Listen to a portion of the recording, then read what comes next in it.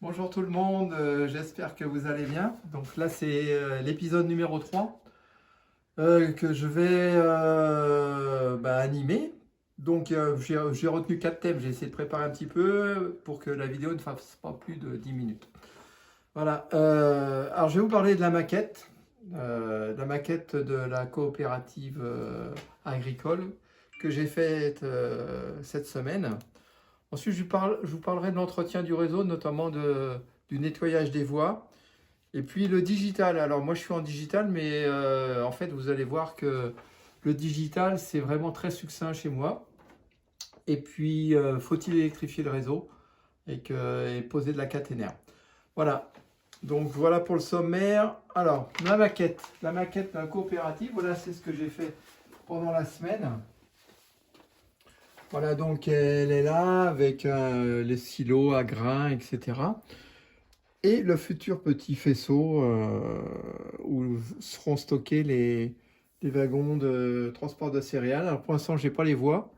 Donc j'ai disposé tel que je l'envisageais les rails. Hein. Donc avec un tiroir ici qui me permettra d'avoir un petit locotracteur pour faire les manœuvres des rames là. Bon, je vois qu'avec 4 wagons, ça tient sur chaque voie. Et puis une voie de stockage ici. Voilà, c'était pour la maquette. Alors je me suis lancé, j'ai peint. J'ai essayé de la vieillir, j'ai patiné un petit peu. Bon, c'est voilà, c'est le début. Il y a encore un peu de peinture à faire.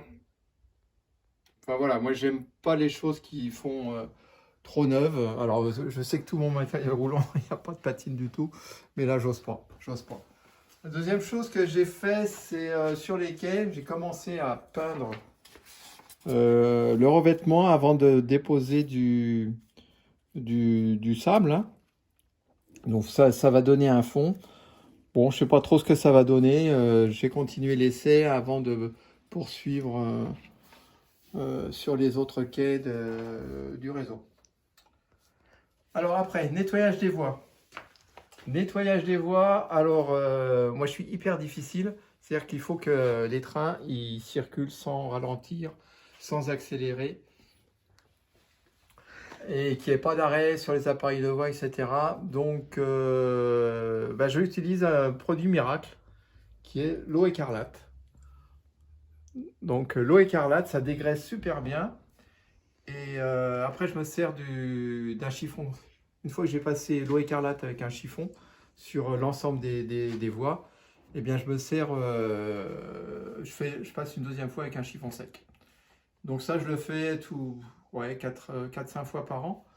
Et puis sinon, régulièrement, je passe un chiffon sec sur l'ensemble des rails. Et je fais de même avec les roues des motrices. Et là, c'est pareil, je les démonte.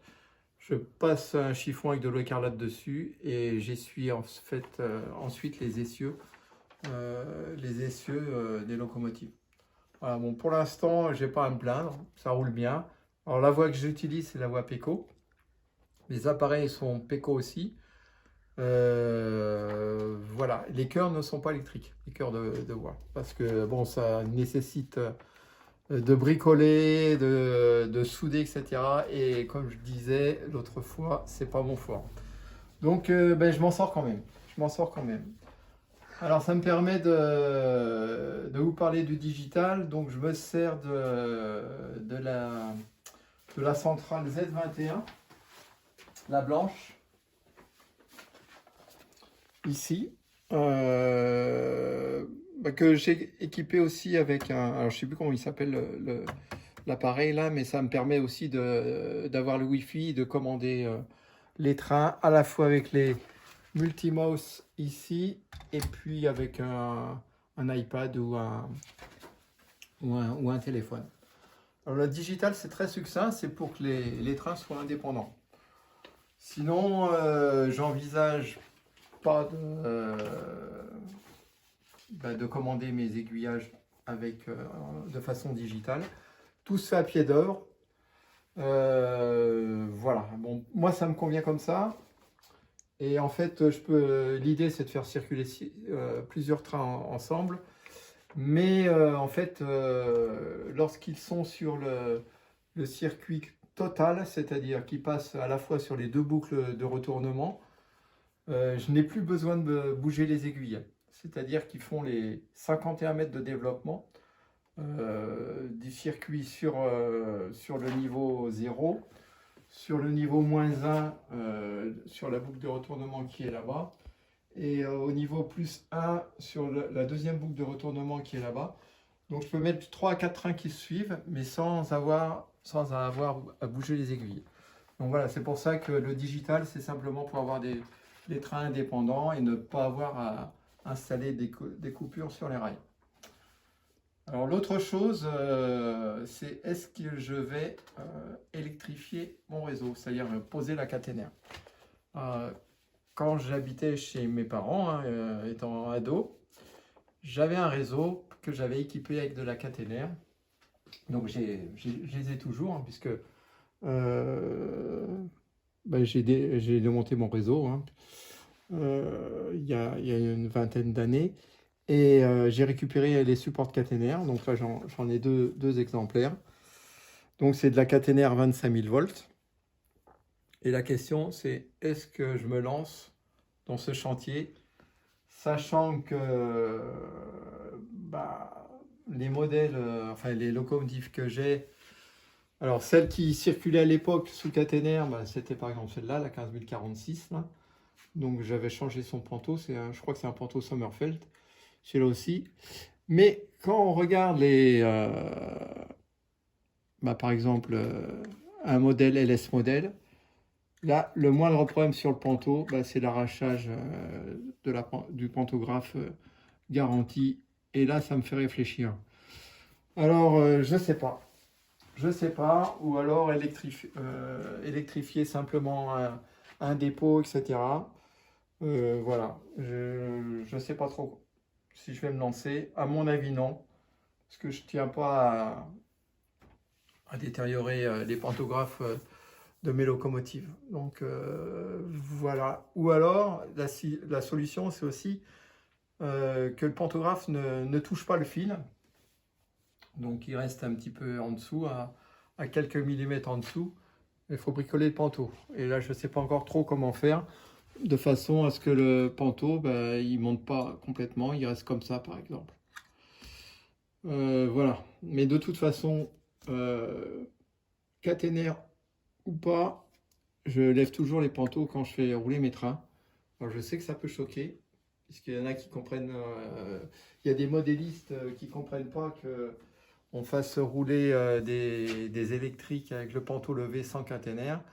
Moi je trouve dommage, parce que quand on voit une locomotive électrique circuler en réalité, elle a toujours son panneau levé. Donc moi je les lève quand je fais circuler mes trains tirés par une 22200 ou une 15000. Je trouve que c'est plus joli, même s'il n'y a pas de caténaire. Voilà.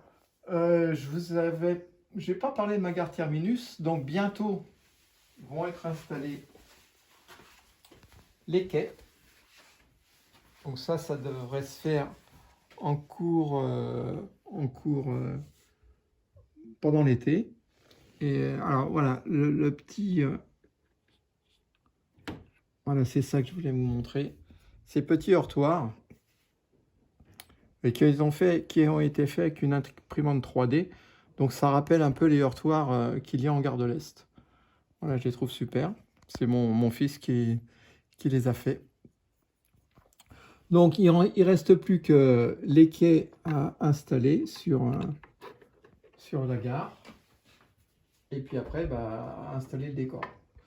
Mais comme les quais vont être plus larges, il va falloir que je décale les voies vers les rames banlieues. Enfin voilà, il faut que je décale vers moi les rames banlieues. Voilà pour la vidéo. J'en referai une avant les vacances pour faire un point d'avancement. Et puis je vous souhaite une bonne semaine et à bientôt. Au revoir.